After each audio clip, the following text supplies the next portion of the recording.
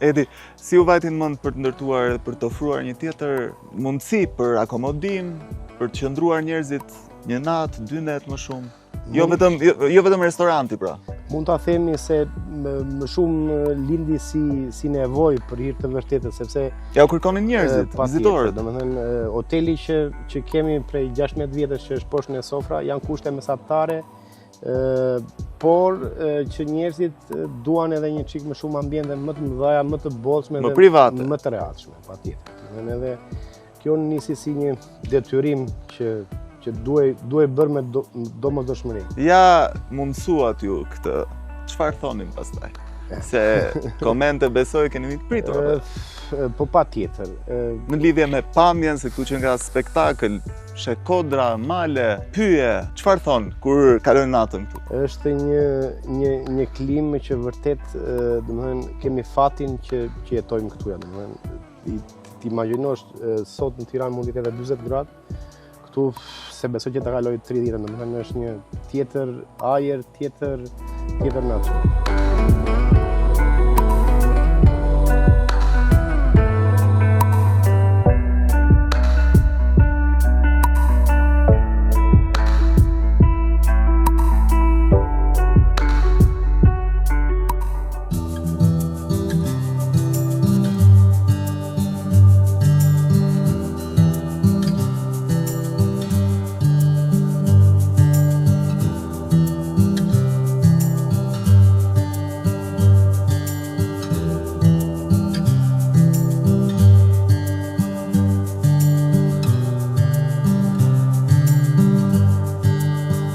Pasi dha jetë një prej agroturizmeve më të famshëm, jo vetëm të Kolonjës, por gjithë Shqipërisë, pra sofrës kolonjare, është momenti tashmë prej një viti punon dhe ne kemi inauguruar, keni qendër të parë që kemi fjetur në këtë hotel, mund qendër të Ersekës, një histori që po e sjell edhe një herë tjetër në vëmendje, po i jep një tjetër jetë kësaj here, duke qenë se ka ndryshuar funksioni. 200 vite histori, çfarë të bindi ta marrësh këtë objekt dhe ta sjellësh ta vendosësh në punë si hotel kësaj here? Dua të falenderoj edhe mikun që na ka shitur. Por e kot për pyetje, sa ka kushtuar? Është një shifër qesharake, 5 milion lekë të reja.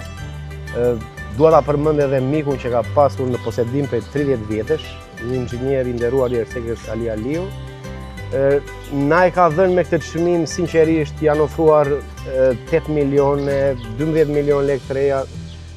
Vetëm, domethënë duke patur një besim të plot tek neve me atë çka kemi ndërtuar atje dhe na ka thënë sinqerisht që do t'ja u jap vetëm që e di ç'a mund të bëhet. Dhe nga ajo vlerë pastaj investimi është shumë i madh që ka arritur në këtë formë. Patjetër, sepse patëm vështirësi të mëdha në restaurimin e gurëve, po ta shikosh 2 katët e para është objekti ekzistues, domethënë që donim që të prishnim atë historinë, domethënë. Por se ishte shumë e thjeshtë të ndërtonin një hotel nga fillimi. Ishte mele.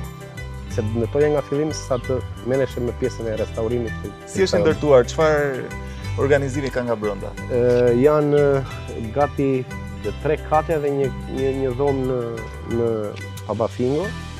2 kate janë hoteleri dhe kati i parë do jetë shërbime.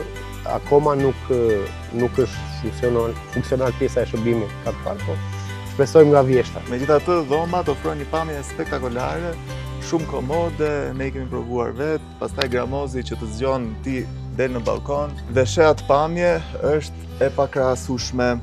Ndërkohë dua të kaloj pak te Albi, që është më i madhi i fëmijëve. Çfarë do të thotë ti është biri i Edit?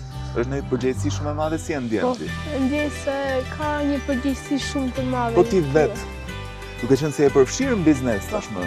Fëmijët e tjerë, moshatarët e tu janë me telefon gjithë ditën. Kurse ti je me atë kostumin popullor, duke shërbyer. Duke bërë hiking. Duke bërë hiking, duke shoqëruar turistët. Të erdhi kështu si e natyrshme, apo ishte kërkesë e babit? E natyrshme. E natyrshme? Po. Nuk të ka detyruar njeri? Jo. Dgjoj, po lodhesh, e ndjen lodhjen? E ndjen ndonjëherë. Çfarë të bezdis më shumë, po themi? T'ja themi babit këtu, e kemi përballë. Ose ajo që ankesa që i bën ti babit në jetë. Me ne kështu shpërblim të vogël, po? Po s'bëj, ja. Mos duhet arrisi shpërblimin babit për shembull. Ta vendosim këtu. Jo. Se kam më të lartë se mua rrugën. Po sepse edhe ai do të ketë përgjegjësi të mëdha në vazhdim kur tritet edhe pak. Dhe amante dhe amante.